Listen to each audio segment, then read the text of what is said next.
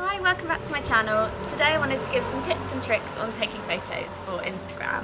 Whether you're wanting to get some new content yourself and doing the modelling side, or you're a photographer trying to get pictures of other people, because everyone needs the content, I thought I would give some little tips and tricks from a photographer's point of view. So the main question I get asked is, do you use a camera or an iPhone? Which I'm still trying to decide. Oh God. So when you've got thousands of pounds of camera equipment, why would you use an iPhone? Basically, it's just much less intimidating for the person having their picture taken, and for the person taking it, you can just shoot away. You're not worrying about memory cards, lighting, it all does it all for you. And you just get loads of content then to choose from. And I actually just think the aesthetic of the photo is really nice, but I'm still not sure whether I could say to a client that's paying me, oh, I'm just bringing my phone today. But equipment is the worst part of my job, lugging it all around. So could be good if it is, but today I've got a model coming along and I'm going to shoot some on my 5D Mark II and some on my phone to compare. My first tip would be to overshoot. I recommend about 15 to 20 photos, which you can then choose one from. So, go all the way up. And another tip would be to shoot in live if you've got an iPhone, because then if you're not in control of how many pictures and someone just gives you back 2 photos and you're blinking or you don't like your pose, you can go into the photo and then you've got 15 frames to choose from. Just a little caveat to that, know when to stop. If you are on holiday and you've got your boyfriend or your family taking photos for your Instagram, you don't want it to take over your whole holiday, because there are more important things on Instagram. So know when you've got the shot, because there's always things you can do to edit, and I'm sure you'll prefer them after. So yeah, I'd say 15 photos and then move on. My second tip would be consider your lighting. I would always recommend natural light and even light. So if you're indoors, try and find a big window and stand front facing so it lights you evenly. And if you're outside, go in the shade. Having said that, if you do get a nice sunny day, it's a shame not to use it, so you can experiment. So really, if you've got the sun on you, you can look nice and it can bring out details, but you could get some harsh shadows, which you might not like. It's not so flattering to have harsh shadows around your nose and chin, things like that. And then if the light's behind you, it can look so nice, and my favourite shots are backlit. But with an iPhone particularly, it might be blurry, you might not have any detail. So if you're trying to go for a safe bet, go even lighting in the shade. My third tip would be to have some poses ready in your head, because when you get there, like I say, it's quite embarrassing. There's people looking at you if you're in a cafe or on the street, other people doing shoots and things. So yeah, just for 30 seconds, be super confident, move around, and then you'll get your shot. In terms of posing, I remember at uni we used to take so many photos, but all we cared about is one picture of us, hand on our hips, smiling. But now I just feel the standard is so different. Everyone wants pictures that look like they could be in a magazine. So the best way to get that, I would say, is do lots of smiling, look around, look as relaxed as possible, take some side steps. One thing I noticed someone like Kate Middleton doing is she always has this laugh on her face looking away, so she must be photographed from every angle. So all I can imagine is she walks around like.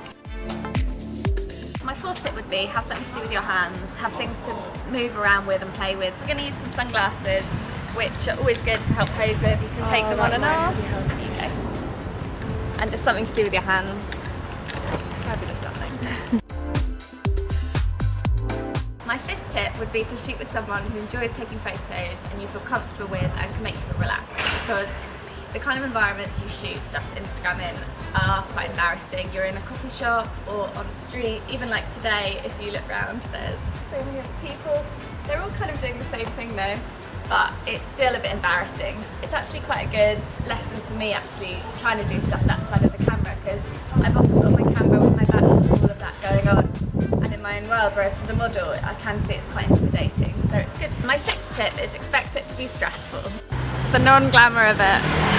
Poor Jasmine having to change on my front seat.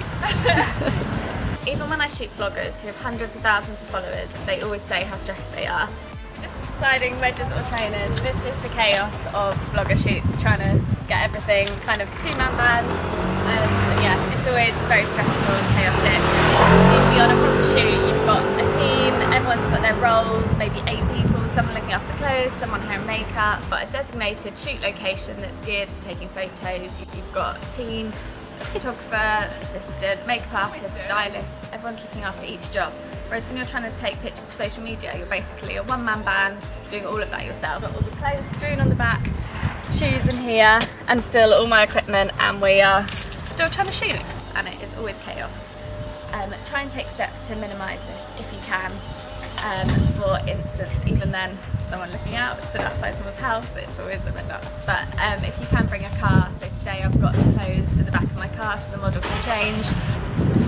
Jasmine's nearly got run over like 5 times trying to get an outfit on. And had to put up with all the comments from passers-by, which is always You're changing in a car? But even with that, it can make it worse because we've got to park with traffic wardens. So trying to minimise stress by parking, but I've just realised my parking's run out. Probably got a parking ticket, so. My 7th tip would be have a plan. As I said, it is chaotic and stressful, so if you think of every aspect of what you want to shoot before you go, it really helps. So I would look on Pinterest, get lots of ideas. There's no harm in doing that.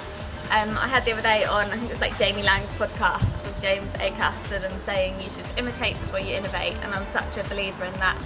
You get all the ideas from everything that's been done before, and then when you do it, it's always more authentic and different because you're putting your own spin on it. But as much prep and plan as you can do, the better. Think about colours, think about what you're wearing. I think what you're wearing is obviously one of the most important things if you're shooting fashion. And I think it's no secret that Instagram isn't reality, so you can go a bit extra with what you wear. It doesn't have to be what you wear every day. Think of different textures, fabrics that work, you can walk with, move around with, and what's going to go on your feed. And try and have a consistent theme with the kind of colours and everything that works well.